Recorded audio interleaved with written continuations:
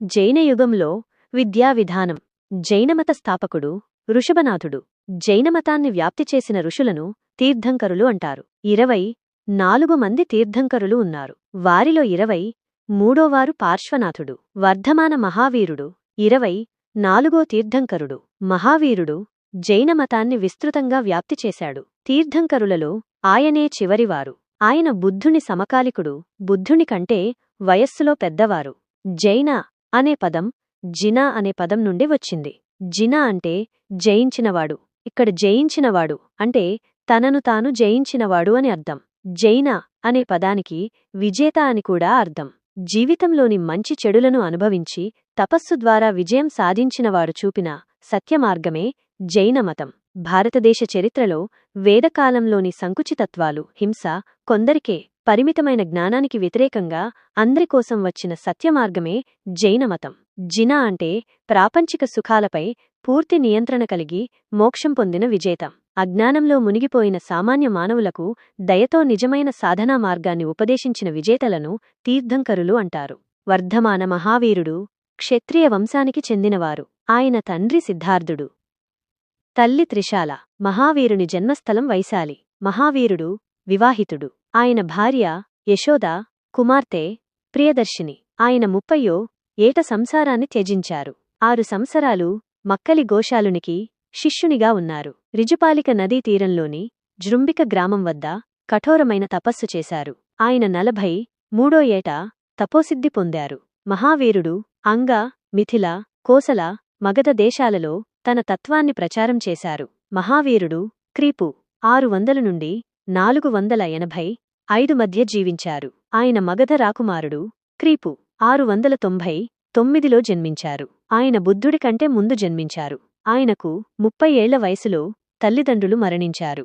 ఇల్లు విడిచి 12 సంవత్సరాలు తపస్సు చేశారు. శరీరాన్ని బాగా బాధలకు గురిచేసి కృషింపజేశారు. తరువాత సర్వజ్ఞుడు అన్న బిరుదు పొందారు. తీర్థంకరులు మహావీరుడిని జైన ప్రవక్తగా అంగీకరించారు. ఋషభదేవుడు మొదటి తీర్థంకరుడు.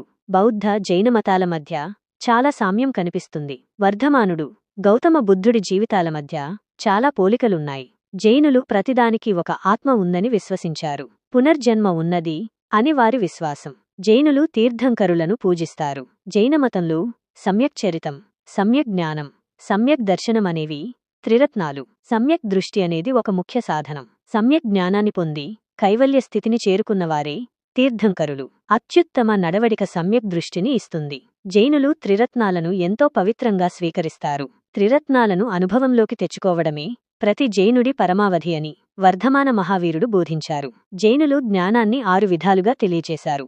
1 మతి, 2 శృతి, 3 అవధి, 4 మనఃపర్యాయం, 5 కేవలం. మానవుడు అన్ని రకాల హింసలకు దూరంగా ఉండాలని వర్ధమానుడు బోధిస్తారు. వర్ధమానుడిని 24వ తీర్థంకరుడుగా జైనులు భావిస్తారు. జైనమతం తీర్థంకరుల బోధనలను ప్రమాణంగా స్వీకరిస్తుంది. మానవులందరూ అనేక బాధలతో సతమతమవుతూ ఉంటారు. ప్రతి జీవి పరిణతి చెందుతూ అనేక జన్మలెత్తుతుంది. చివరికి మానవ జన్మనెత్తి సాధన ద్వారా మోక్షాన్ని పొందుతుంది. శరీరంపై ఏ విధమైన అభిమానం ఉండరాదు. జైనులు ఏ ఒక్క ప్రదేశంలో 3 రాత్రుల కంటే ఎక్కువ ఉండరాదు. ఒక ప్రదేశం నుండి ఇంకొక ప్రదేశానికి వెళుతూ ఉండాలి. అహింసకు అధిక ప్రాధాన్యతనిచ్చారు. మానవుని నీతికి ప్రాముఖ్యతనిచ్చారు. జీవులు కర్మబద్ధులై వస్తారనే భావనను అంగీకరిస్తుంది. జన్మరాహిత్యం కావాలంటే మోహ వికారాలను, ఇంద్రియ అనుభవాలను తొలగించుకోవాలి. సన్యాసం, తపస్సు ఆచరించాలి. త్రిరత్నాలను, పంచమహావ్రతాలను ఆచరించినట్లయితే జినత్వం సిద్ధిస్తుందని మహావీరుడు బోధించారు. త్రిరత్నాలంటే 1 సమ్యక్ దర్శనం, 2 సమ్యక్ జ్ఞానం, 3 సమ్యక్ చరితం. పంచమహావ్రతాలంటే 1 అహింస, 2 సత్యం, 3 అస్తేయం, 4 బ్రహ్మచర్యం, 5 అపరిగ్రహం. 1 సమ్యక్ దర్శనము, సరైన దృష్టి. జైన తీర్థంకరులలో, శాస్త్రాలలో, గురువులో నిజమైన విశ్వాసం కలిగి ఉండటమే సమ్యక్ దర్శనం. సప్త తత్వాలలో నిజమైన నమ్మకమే సమ్యక్ దర్శనం. సరైన దర్శనం అంటే సత్యం పట్ల ఆసక్తి, శ్రద్ధ, గౌరవాన్ని కలిగి ఉండటం అని అర్థం. సరైన విశ్వాసం అనేది సరైన జ్ఞానాన్ని పొందడంలో సహాయపడుతుంది. 2 సమ్యక్ జ్ఞానము, సరైన జ్ఞానం. సరైన దృష్టి ఏర్పడిన తరువాత ఈ తత్వాల గురించి పదార్థాల గురించిన సరైన భావనే సమ్యక్ జ్ఞానం. సరైన జ్ఞానం అహం యొక్క వాస్తవ స్వభావం విస్తారంగా తెలుపుతుంది. ఎలాంటి సంశయం, పొరపాట్లు, అనిశ్చితులకు తావులేదు. వీటినుంచి స్వేచ్ఛ అందించేది సమ్యక్ జ్ఞానం. 3. సమ్యక్ చరిత్ర. సరైన శీలము. సరైన జ్ఞానం ఆధారంగా సరైన ప్రవర్తన ద్వారా సరైన శీలాన్ని పెంపొందించుకోవాలి. వ్రతాలను, ఉపవాసాలను పాటించడం కూడా దీనిలో భాగమే. ఈ త్రిరత్నాల ద్వారా మోక్షాన్ని సాధించాలి. మానవుడి సరైన ప్రవర్తనకు జైనిజం ప్రత్యేక ప్రాధాన్యతను ఇచ్చింది. ఇతరులకు హాని కలిగించే పనిని చేయకూడదు. ప్రతి ప్రాణికి సహాయపడే పనిని చేయాలి. 1. అహింస.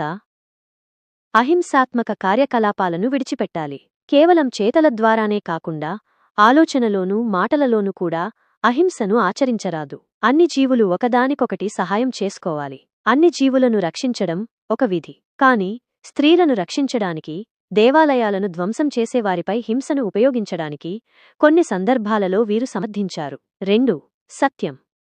ఆధ్యాత్మిక సత్యాలను అనుభూతి చెందగలమే కాని పూర్తిగా వ్యక్తీకరించలేము. ఎల్లప్పుడూ సత్యమే మాట్లాడాలి. అసత్యాన్ని ప్రోత్సహించరాదు. అసత్యమాడేవారిని ప్రోత్సహించరాదు. 3. అపరిగ్రహం. ప్రాపంచిక వస్తువులపై వ్యామోహం ఉండరాదు. నిజాయితీగా సంపాదించిన ఆస్తిని పరిమితంగా సొంతం కోసం వాడుకోవాలని, ఆస్తిని దానం చేయాలని చెబుతుంది. ఆస్తులపై అతి ఇష్టం మనలను ఆధ్యాత్మికతకు దూరం చేస్తుంది. జైన సన్యాసినులు ఆస్తి, సామాజిక సంబంధాలను పూర్తిగా త్యజిస్తారు. 4. బ్రహ్మచర్యం. జైన సన్యాసినులు ఇంద్రియ సుఖాలకు దూర గృహస్థులు పవిత్రంగా ఉంటూ తమ భాగస్వామి పట్ల విశ్వాసంగా ఉండాలి. 5. ఆశ్రయం. దొంగతనం చేయరాదు. ఇష్టపూర్వకంగా ఇవ్వనిదే జైన మతస్థుడు ఏదీ తీసుకోరాదు. ఏదైనా ఇస్తే తీసుకోవడానికి జైనమతాధికారి అనుమతి అడగాలి. జైనమతం హిందూ అతివాద సాంప్రదాయికతకు వ్యతిరేకంగా వచ్చినప్పటికీ తాత్విక పునాదులను హిందూయిజం వేదాల నుండి పొందింది. జైనులు వేదాలను, భగవంతుడిని విశ్వసించరు. కేవలం తీర్థంకరుల బోధనలను మాత్రమే అంగీకరిస్తారు. కర్మ సిద్ధాంతాన్ని, పునర్జన్మ సిద్ధాంతాన్ని అంగీకరిస్తారు. జీవం లేదా ఆత్మ అనే భావన. జీవం ఒక ద్రవ్యం. చైతన్యం జీవలక్షణం. జీవం లేని చైతన్యం లేదు. జీవం పరిపూర్ణం. అది భోక్త కర్త కూడా. జీవం ఉదాసీనం కాదు. కార్యనిర్వహణ ద్వారా పుణ్యపాపాలను పొందుతుంది. తన గమ్యానికి తానే ప్రభువు. జైనుల ప్రకారం జీవ అంటే బాధపడుతున్న వ్యక్తులు లేదా బంధనంలో ఉన్న వ్యక్తులు. కర్మ వ్యక్తులను బంధనంలో ఉంచుతుంది. ఆత్మ అంటే చైతన్యం గల ద్రవ్యం. బంధనం. కర్మకు జీవం బందీ కావటమే బంధం. దీనివల్ల జీవం జనన మరణాలకు, సంసార తాపత్రయాలకు, రాగద్వేషాలకు లోనవుతుంది. జీవుడిని కర్మ బంధ విముక్తుడిని చేయడమే నియత జీవన లక్ష్యం. కర్మాచరణ వల్ల జీవం, శక్తి, జ్ఞానాలు పరిమితమవుతాయి. ఈ ఆవరణాల నుంచి బయటపడిన జీవాన్ని సిద్ధం అంటారు. దైవం అనే భావన. జైనులు దైవం యొక్క అస్తిత్వాన్ని నిరాకరిస్తారు. విముక్తిని పొందిన ఆత్మలను లేదా పరిపూర్ణతను పొందిన ఆత్మలను ఆరాధించాలి. విముక్తి పొందిన ఆత్మలను విజేత లేదా హీరో లేదా జన అని అంటారు. దైవాన్ని అంగీకరించరు. కాని ఈ బంధనాల నుంచి విముక్తిని పొందిన విజేతలు తిరిగి సమాజంలో వచ్చి తమ ప్రబోధనల ద్వారా బోధించే తీర్థంకరుల బోధనలను అంగీకరిస్తారు. పాఠ్యప్రణాళిక.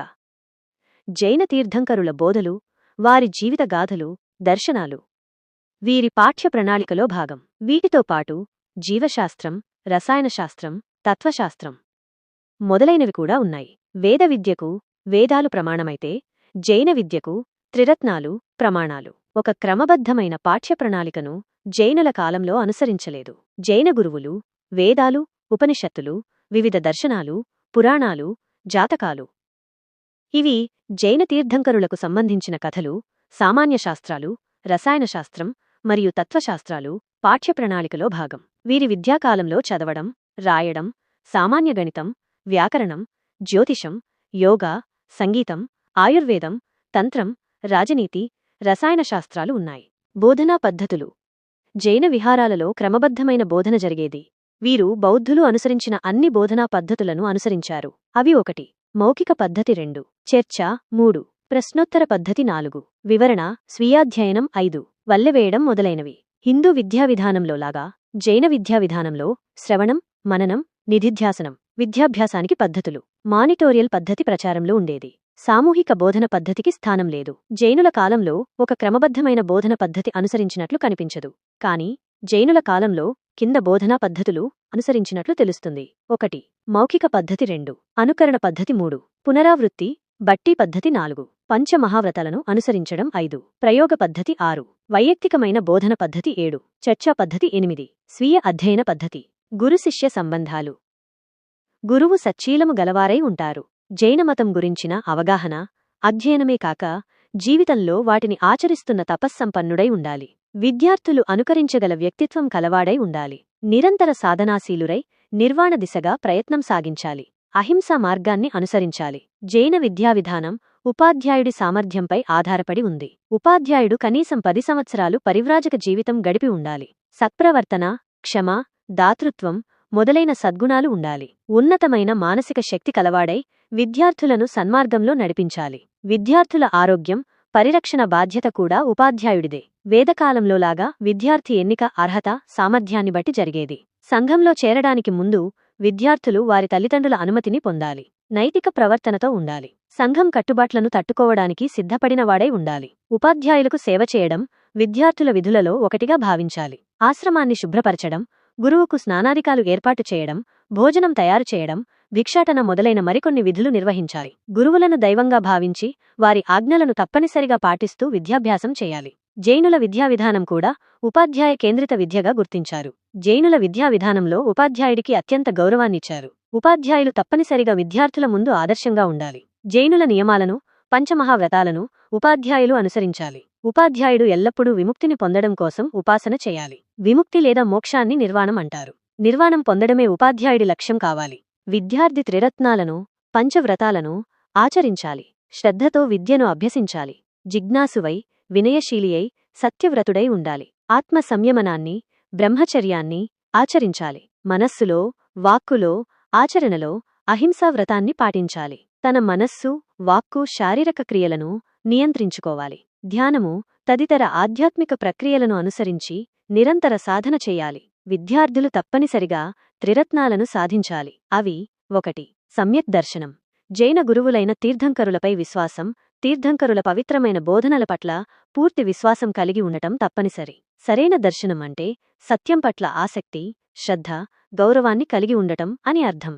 సరైన విశ్వాసమనేది సరైన జ్ఞానాన్ని పొందడంలో సహాయపడుతుంది. 2. సమ్యక్ జ్ఞానం. సరైన జ్ఞానం అహం యొక్క వాస్తవ స్వభావం విస్తారంగా తెలుపుతుంది. ఎలాంటి సంశయం, పొరపాట్లు, అనిశ్చితులకు తావులేదు. వీటి నుంచి స్వేచ్ఛ అందించేది సమ్యక్ జ్ఞానం. 3. సమ్యక్ చరితం. మానవుడి సరైన ప్రవర్తనకు ప్రత్యేక ప్రాధాన్యతను జైనిజం ఇచ్చింది. ఇతరులకు హాని కలిగించే పనిని చేయకు, ప్రతి ప్రాణికి సహాయపడే పనిని చేయాలి. ప్రతి ఒక్కరికి కింది ప్రవర్తన ఉండాలని జైనమతం తెలుపుతోంది. 1. పంచమహావ్రతాలను స్వీకరించాలి. 2. జీవితంలో మన ద్వారా ఎవరికీ హాని జరగకుండా అన్ని జాగ్రత్తలు తీసుకోవాలి. నడవడిలో, మాటలో చేసే ప్రతి పనిలో జాగ్రత్తగా ఉండాలి. 3. మన ప్రతి ఆలోచనలను, మాటలను, శారీరక కదలికలను చాలా స్పృహతో నియంత్రణలో ఉంచాలి. 4. జీవనంలో వివిధ విలువలు ఉండాలి. క్షమ, అణకువ లేదా వినయం, నిష్కపటం, సత్యం, స్వచ్ఛత, స్వీయ నియంత్రణ, సరళత్వం, త్యాగం, బ్రహ్మచర్యం మొదలైన విలువలను జీవనంలో కలిగి ఉండాలి. 5. స్వ గురించిన, ప్రపంచం గురించిన మూల సత్యం గురించి ధ్యానం చేయాలి. 6. మనోబలం ద్వారా విజయాన్ని సాధించాలి. ఆకలి, దప్పిక, వేడి, చలి ఇలా అన్ని విధాలైన బాధలను, ఇతర అసౌకర్యాలను జయించగలగాలి. జైన విద్యా లక్ష్యాలు. 1. నిర్వాణాన్ని సాధించడమే జీవిత లక్ష్యం. 2. తీర్థంకరుల జీవితాలను, బోధనలను అధ్యయనం చేయాలి. 3. త్రిరత్నాలను, పంచవ్రతాలను అధ్యయనం చేయాలి, ఆచరించాలి. 4. గురువు, శిష్యులు పరస్పర ప్రేమ భావనతో ఉండాలి. గురువు జీవితం త్యాగమయమై, విద్యార్థి జిజ్ఞాసువై, సాధకుడై ఉండాలి. వైదిక సంప్రదాయంలోలాగా జైన సంప్రదాయంలో కూడా 2 లక్ష్యాలున్నాయి. 1. లోక కళ్యాణం. 2. పరలోక ప్రాప్తి. 1. సంవర అనేది విద్యా లక్ష్యం. వ్యావహారిక అంశాల వల్ల జరిగే మార్పులను ఆపే ప్రక్రియను సంవర అంటారు. ఆత్మ తప్పనిసరిగా విషయ వస్తువులతో విముక్తిని పొందాలి. 2. నిర్జర అనేది విద్యా లక్ష్యం. ఆత్మ తాను చేసిన కర్మ అనుసారంగా ధరించే ప్రక్రియను నిర్జర అంటారు. ఈ ప్రక్రియ ద్వారా విషయ వస్తువును ఆత్మ నుంచి సంపూర్ణంగా వేరుపరిచే ప్రక్రియను నిర్జర అంటారు. 3. సరైన జ్ఞానాన్ని సముపార్జించడం విద్యా లక్ష్యం. ఆత్మ వాస్తవ స్వభావం పట్ల గల అజ్ఞానాన్ని తొలగించడం విద్యా లక్ష్యం. 4. పవిత్రమైన తీర్థంకరుల బోధనలను అధ్యయనం చేయడం విద్యా లక్ష్యం. 5. త్రిరత్నాలైన సమ్యక్ దర్శనం, సమ్యక్ జ్ఞానం, సమ్యక్ చరితం అనే వాటిని సాధించడం విద్యా లక్ష్యం. 6. పంచవ్రతాలైన అహింస, సత్యం, అస్తేయం, బ్రహ్మచర్యం, అపరిగ్రహాలను అనుసరించగలిగేలా చేయడం విద్యా లక్ష్యం. క్రమశిక్షణ. జైనుల ప్రకారం క్రమశిక్షణ తప్పనిసరి అంశం. ఒక విద్యార్థి తప్పనిసరిగా క్రమశిక్షణతో ఉండాలి. స్వీయ క్రమశిక్షణకు ఎంతో ప్రాధాన్యతనిచ్చారు. జైనమతం లాభాలు. 1. విలువల ఆధారిత విద్యను అత్యంత క్రమశిక్షణను అందిస్తుంది. 2. తపోవన రెసిడెన్షియల్ విద్యా విధానాన్ని అనుసరించింది. 3. ఉపాధ్యాయ కేంద్రిత విద్యా విధానం. 4. అహింసకు అత్యంత ప్రాధాన్యతను ఇచ్చింది. జైనమతం లోపాలు. 1. అత్యంత క్రమశిక్షణను అనుసరించడం కష్టతరం. 2. నాస్తికవాదాన్ని అనుసరించింది. 3. అతిగా విలువలను తెలిపింది. అనుభవంలో అసాధ్యంగా అనిపిస్తుంది. ప్రముఖ కేంద్రాలు: శ్రావణబెళగొళ, గోమటేశ్వరాలయం, నల్గొండ జిల్లా, కొలనుపాక. విద్యా విధానంలో స్త్రీలు విద్యాభ్యాసం చేయడానికి అవకాశం ఉండేది. కాని పరిణయం వల్ల విద్యాలయాల్లో స్త్రీలకు ప్రవేశం నిషేధించారు. జైన విద్యా విధానంలో స్త్రీలు సాంస్కృతికాభివృద్ధికి దోహదం చేశారు. కొంతమంది స్త్రీలు తత్వశాస్త్ర అధ్యయనం చేశారు. కొందరు కవయిత్రులుగా, రచయిత్రులుగా రాణించారు.